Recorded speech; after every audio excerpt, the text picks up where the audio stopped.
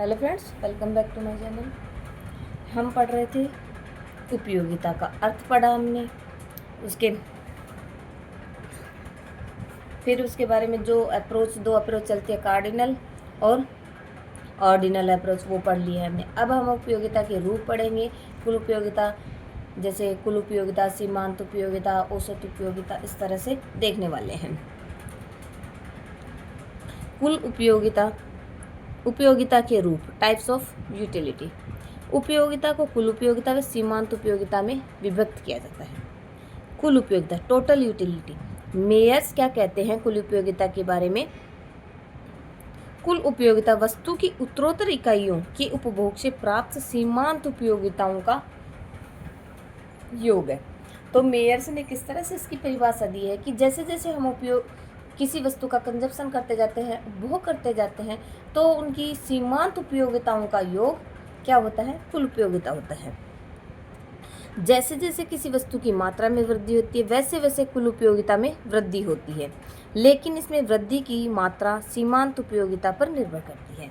क्या कह रहा है आगे? क्या बताया गया है कि जैसे जैसे हम किसी वस्तु का उपभोग करते जाते हैं तो कुल उपयोगिता में वृद्धि होती है, लेकिन इसमें वृद्धि की जो मात्रा है जो सीमांत उपयोगिता पर निर्भर करती है। जैसे कि सीमांत उपयोगिता कितनी मिल रही है, अगली इकाई से, नेक्स्ट वाली इकाई से कितनी हमें उपयोगिता मिल रही है, तो उस सीमांत उपयोगिता पर निर्भर करती है। जब सीमांत उपयोगिता बढ़ती है तो कुल उपयोगिता तेज गति से बढ़ती है। जब सीमांत उपयोगिता कम हो रही है तो कुल उपयोगिता बढ़ने की दर धीमी हो जाती है। कहने का तात्पर्य यह है कि जब सीमांत उपयोगिता बढ़ती है तो कुल उपयोगिता तेजी से बढ़ती है, लेकिन सीमांत उपयोगिता कम होती है तो कुल उपयोगिता की बढ़ने की दर है जो धीमी हो जाती है। बढ़ती तो है, बढ़ने की जो दर है वह कम हो जाती है। जब सीमांत उपयोगिता शून्य होती है, जब कुल उपयोगिता सीमांत उपयोगिता शून्य होती है तो कुल उपयोगिता अधिकतम हो जाती है। ये हम एक डायग्राम के द्वारा बताएंगे जिसमें आपको अच्छे से समझ में आ जाएगा कि जब सीमांत उपयोगिता शून्य होती है तो कुल उपयोगिता अधिकतम हो जाती है। जब सीमांत उपयोगिता ऋणात्मक होने लगती है तो कुल उपयोगिता घटने लगती है, गिरने लगती है। अब ये एक सारणी या इस तरह से बताई, देखिए जैसे हम देखते हैं कि ये इकाई है, 1 इकाई, 2 इकाई, 3 इकाई, जिस तरह से ये इकाइयाँ हैं जिसका उपभोक्ता इनका उपभोग करता है। फिर इनसे मिलने वाली कुल, पहली इकाई से इसको 5 मिल रही है, फिर दूसरी से 15, तीसरी से 30। ये कुल उपयोगिता है, ये एक एक इकाइयों का नहीं, इनका एडिशन है। फिर 3 इकाइयों से 30 मिल रही है, 4 से 40, 5 से 45 और 6 से 45। ये क्या है? ये टोटल यूटिलिटी है जो कि सीमांत उपयोगिताओं का योग है। अब हम इसकी सीमांत उपयोगिता निकालेंगे तो कैसे निकालेंगे? पहली से 5, दूसरी से अपने को कितनी मिली है? 15 माइनस 5 यानी 10। इस तरह से ये सीमांत उपयोगिताओं का जोड़ होगी। समझ रहे होंगे आप? फिर से मैं बताती हूँ। जैसे पहली इकाई से अपने को कुल उपयोगिता तो कितनी मिली? 5, सीमांत उपयोगिता भी 5 मिली। फिर सीमांत उपयोगिता, कुल उपयोगिता कितनी मिली दूसरी इकाई से? दोनों इकाइयों से 15 मिली। लेकिन सीमांत उपयोगिता देखेंगे तो 15 माइनस 5 यानी 10, दूसरी इकाई से हमें 10 मिली, दोनों का जोड़ 15 होता है। इसी तरह तीसरी इकाई से कुल उपयोगिता कितनी हो गई? 30 हो गई। 30 में से 15 निकालेंगे तो तीसरी इकाई की सीमांत उपयोगिता होगी वो 15 होगी। इसी तरह सभी से होगी। अब देखिए जैसे जैसे हम देख रहे हैं कि तेज गति से बढ़ती हुई है, कहाँ तक? यहाँ तक तो तेज गति से बढ़ रही है। फिर उसके बाद में क्या होता है? 45 तक तो बढ़ रही है, फिर 45 के बाद धीमी गति से बढ़ती है। देखिए पहले तो ये बढ़ रही है 5 से 15, 15 से 30, 30 से 40 है, फिर ये देखो धीमी गति से बढ़ रही है। बढ़ तो रही है, जैसे 40 से 45 कितनी बढ़ी? 5। इधर कितनी बढ़ी थी? 10। फिर ये यहाँ से 15 बढ़ी थी, तेज गति से बढ़ी, फिर ये घटना शुरू हो गई। घटनी, सीमांत उपयोगिता घट रही है, न कि कुल उपयोगिता। कुल उपयोगिता तो बढ़ रही है, लेकिन एक बिंदु ऐसा आ जाता है कि कुल उपयोगिता अधिकतम हो जाती है। 45 पे कुल उपयोगिता अधिकतम हो गई, कुल उपयोगिता 45 पे अधिकतम हो गई तो सीमांत उपयोगिता यहाँ पर 0 हो जाती है। 45 पे अधिकतम होने के बाद पूर्ण संतुष्टि का बिंदु आ जाता है और इस पर सीमांत उपयोगिता 0 हो जाती है। फिर 45 के बाद सीमांत उपयोगिता कुल उपयोगिता गिरने लगती है और सीमांत उपयोगिता ऋणात्मक हो जाती है, जिसे कि हम एक डायग्राम के द्वारा बताएंगे आपको।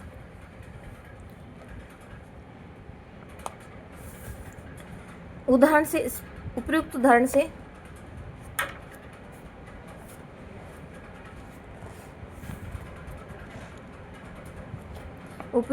से स्पष्ट है कि कुल उपयोगिता प्रारंभ में तेजी से बढ़ती हुई तथा बाद में धीमी गति से बढ़ती हुई हो सकती है। कुल उपयोगिता जब अधिकतम होती है तो उपभोक्ता के लिए वह पूर्ण संतुष्टि का बिंदु होता है।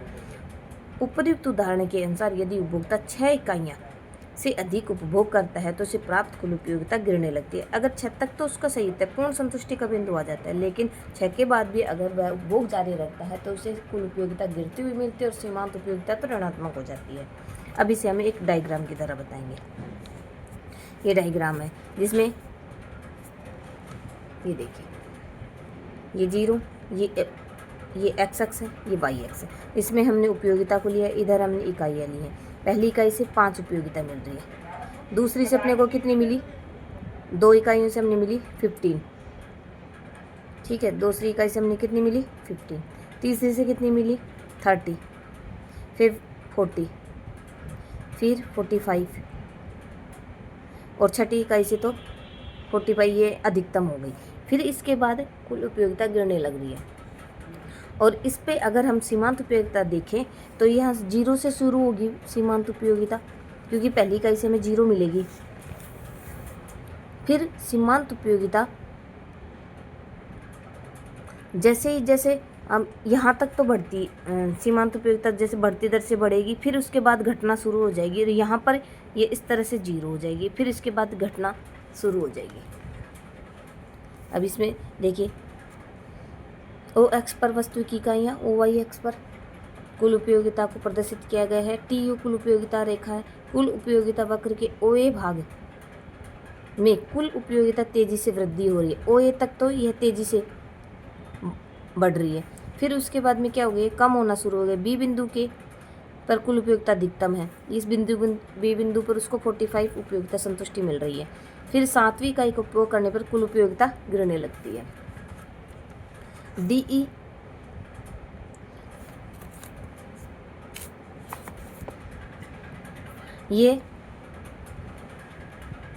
ये सीमांत उपयोगिता वक्र है और विवेचन में दिखाया गया है कि A इकाई तक सीमांत उपयोगिता AB है और OA इसी प्रकार OA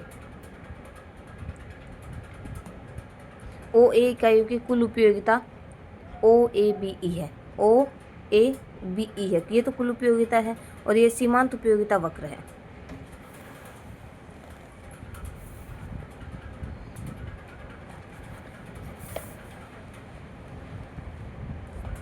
सीमांत उपयोगिता मार्जिनल यूटिलिटी। किर्चनर के अनुसार सीमांत उपयोगिता वस्तु के स्टॉक में परिवर्तन से कुल उपयोगिता में परिवर्तन की दर से संबंधित। जैसे कुल स्टॉक है उसमें एक अतिरिक्त इकाई का उपभोग करेंगे हम, जैसे हमने 10 इकाइयाँ ले ली और 11वीं इकाई का उपभोग करते हैं तो 11वीं इकाई से मिलने वाली उपयोगिता जिससे कुल उपयोगिता में परिवर्तन होता है वह क्या होती है, सीमांत उपयोगिता होती है।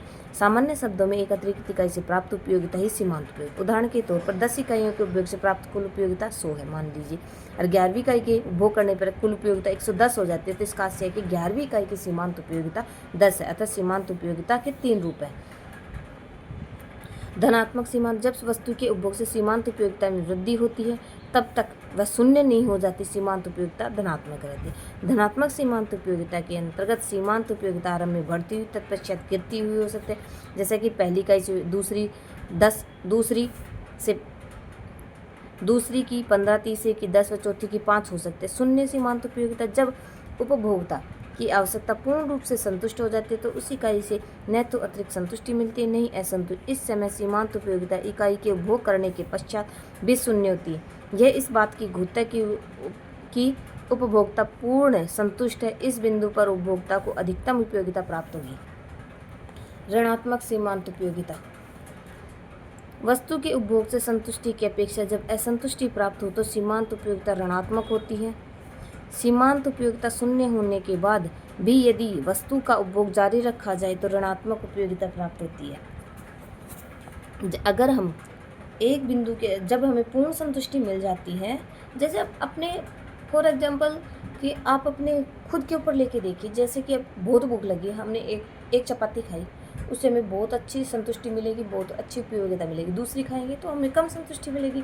3 खाएंगे, किसी के अलग अलग कैप से, कोई 2 रोटी खाता है, कोई 3 खाता है, तो उसी हिसाब से संतुष्टि का स्तर होगा। जैसे मैं 3 खाती हूँ, मान लो सपोज करो, तो मैं 3 तक अधिकतम मेरी कुल उपयोगिता अधिकतम हो जाएगी। अगर मैं उसके बाद भी उपभोग करूँगी तो मेरी कुल उपयोगिता गिरने लगेगी। कहने का तात्पर्य, अगर आप कोई ज़बरदस्ती करे, चौथी रोटी दे देगा, हो सकता हो कि मेरे पेट में दर्द हो जाए, वॉमिटिंग हो जाए, तो इससे मेरे नेगेटिव उपयोगिता मिलेगी, ऋणात्मक उपयोगिता मिलेगी। कुल वस्तु के उपभोग से संतुष्टि की अपेक्षा जब असंतुष्टि प्राप्त हो तो सीमांत उपयोगिता ऋणात्मक हो जाती है, और सीमांत उपयोगिता शून्य होने के बाद यदि वस्तु का उपभोग जारी रखा जाए तो ऋणात्मक उपयोगिता प्राप्त होती है। उदाहरण के द्वारा स्पष्ट किया गया है। इसमें बताया कि सीमांत उपयोगिता के इन रूपों को निम्न उदाहरण के द्वारा भी स्पष्ट किया जा सकता है। उदाहरण से स्पष्ट है कि सीमांत उपयोगिता धनात्मक होने पर बढ़ती हुई व गिरती हुई दोनों प्रकार की हो सकती है। जैसा कि पहली 5 इकाई से प्राप्त सीमांत उपयोगिता धनात्मक है, लेकिन प्रथम 3 इकाइयों से बढ़ती हुई व चौथी 5वीं से गिरती हुई सीमांत उपयोगिता पर 6ठी इकाई से सीमांत उपयोगिता शून्य है। यहाँ पर उपभोक्ता को अधिकतम संतुष्टि प्राप्त है। 7वीं इकाई का उपभोग करने पर उसे संतुष्टि की अपेक्षा असंतुष्टि प्राप्त, फलस्वरूप सीमांत उपयोगिता ऋण। देखिए, ये प्रथम 3 इकाई, जैसे 5 से 10 हुई, 10 से 15 हुई, तो यहाँ तक तो धनात्मक व बढ़ती हुई है। फिर उसके बाद में सीमांत उपयोगिता क्या है कि देखो, फिर 15 के बाद में 10 ही मिल रही है, फिर 10 के बाद 5 ही मिल रही है, तो यहाँ घटती हुई सीमांत धनात्मक तो है लेकिन गिरती। फिर एक बिंदु ऐसा आएगा कि हमें पूर्ण संतुष्टि का बिंदु प्राप्त हो जाएगा। लेकिन फिर भी हम अगर उसका उपभोग करते हैं तो हमें से यहाँ पूर्ण संतुष्टि का बिंदु हो जाता है शून्य सीमांत उपयोगिता पर। यहाँ पर कुल उपयोगिता अधिकतम हो जाती है इस टाइम पे, जब 0 सीमांत उपयोगिता होती है। ये ध्यान रखने योग्य बात है। जब सीमांत उपयोगिता शून्य हो जाती है तो पूर्ण संतुष्टि का बिंदु कुल उपयोगिता के देखा जा सकता है।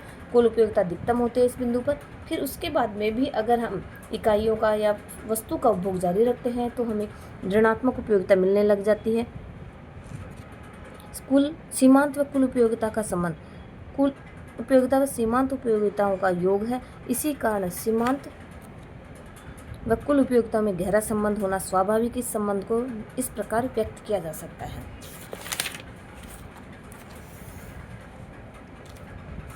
मुझे नहीं लगता कि ये डायग्राम मैं आपको बताऊं, सीधा सा इस डायग्राम पर ले चलूं तो ज़्यादा बेटर रहेगा। देखिए, पहली इकाई से कुल उपयोगिता हमें 5 मिल रही है, दूसरी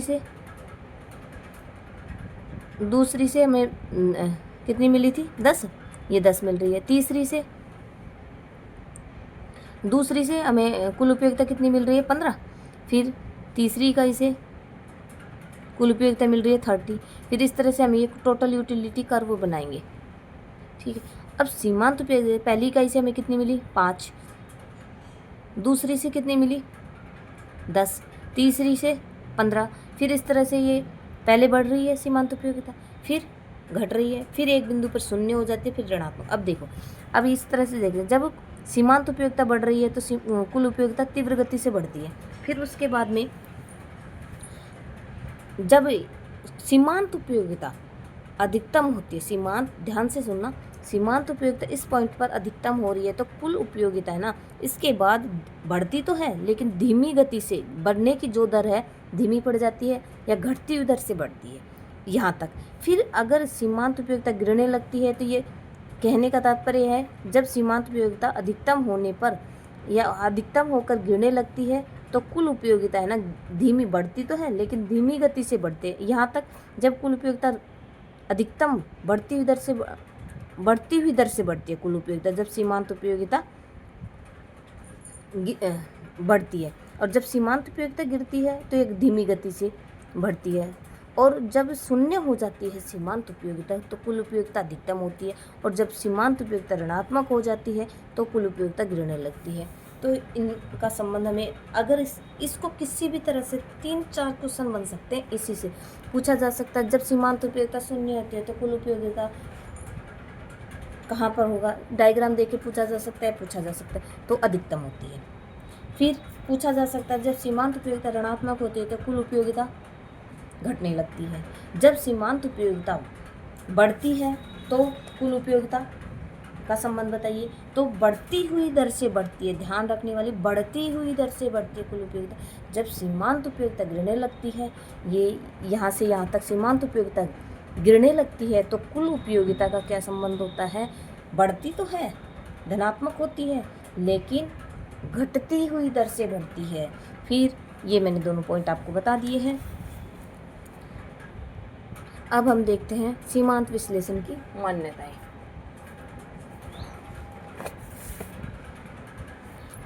अब इसकी कुछ अजम्पशंस हैं, जैसे कि वस्तुएं एक रूप होनी चाहिए, उनकी मात्रा गुण समान। कहने का जैसे देखो, अगर हमें एक छोटी सी रोटी दी जाए, हमें भूख लगी है, तो क्या हमारी भूख शांत होगी? हमें और ज़्यादा मात्रा में भूख लगेगी, और ज़्यादा।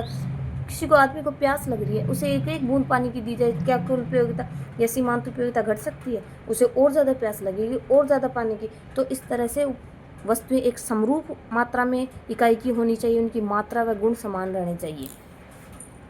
फिर उपभोग के मध्य आवश्यकताओं में जब हम उपभोग कर रहे हैं, उसकी आवश्यकताओं में परिवर्तन नहीं किया जा रहा। जैसे हमें रोटी दी जा रही है, बीच में हमें कोई रसगुल्ले ला दे, गुलाब जामुन ला दे, तो क्या हमारी उपयोगिता घटेगी? नहीं ना, हमारी बढ़ जाएगी।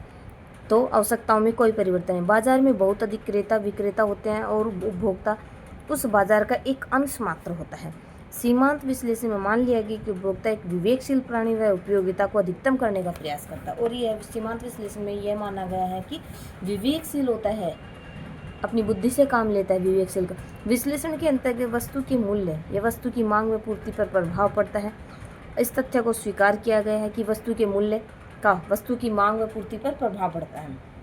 फिर उपभोक्ता की आय को सीमित माना गया है। अगर उपभोक्ता की आय की सीमित नहीं माना जाएगा, तो वह कितनी भी कंजप्शन कर सकता है, और नई नई वस्तुएं उपभोग के दौरान कर सकता है, तो उसकी उपयोगिता सीमांत उपयोगिता घटने के बजाय बढ़ सकती है। सीमांत उपयोगिता का विचार का महत्व, ये हम नेक्स्ट वीडियो में देखने वाले हैं। ज़्यादा लंबी कर ही लेते हैं, पूरा हो जाएगा ये टॉपिक।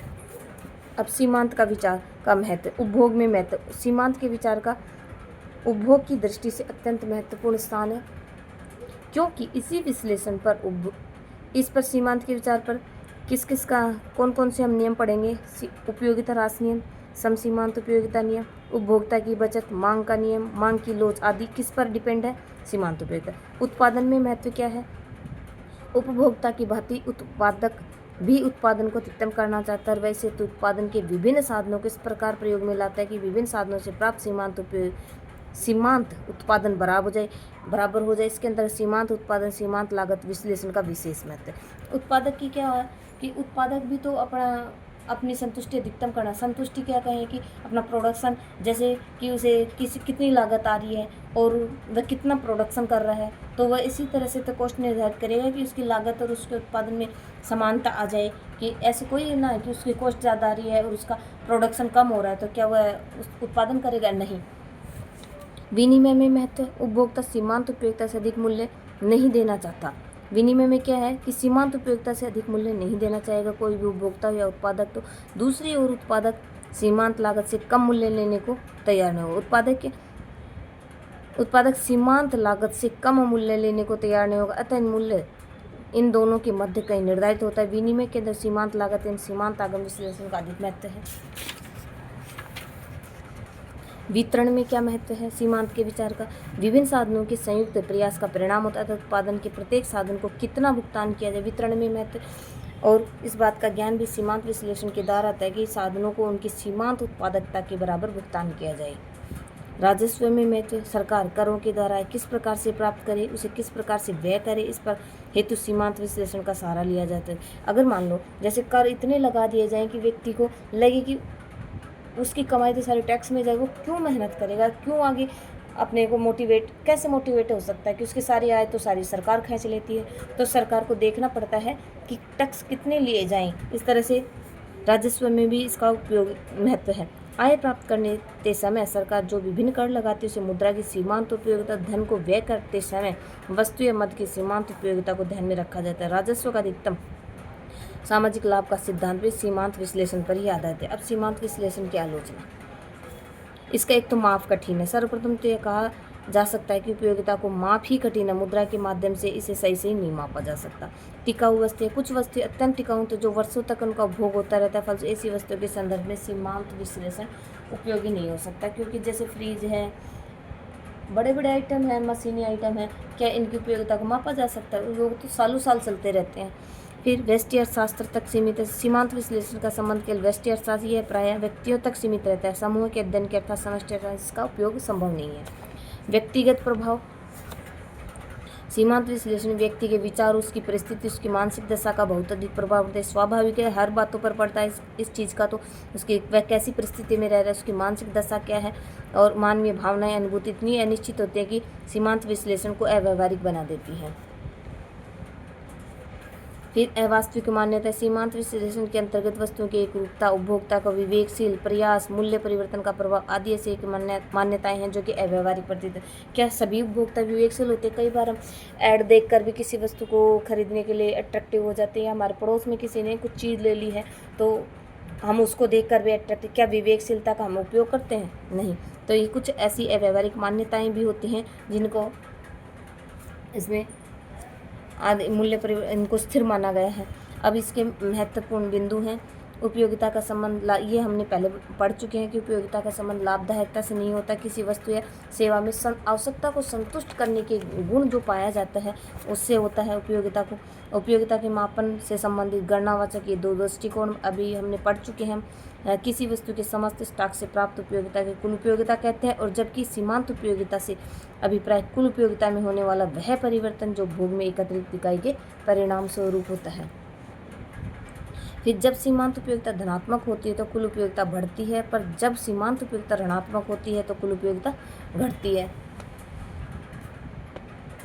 जिस बिंदु पर सीमांत उपयोगिता शून्य होती है उस बिंदु पर पूर्ण संतुष्टि का बिंदु होता है। ये सब जो भी महत्वपूर्ण बिंदु हैं जो मैं बता चुकी हूँ आपको। उपयोगिता और संतुष्टि में अंतर होता है।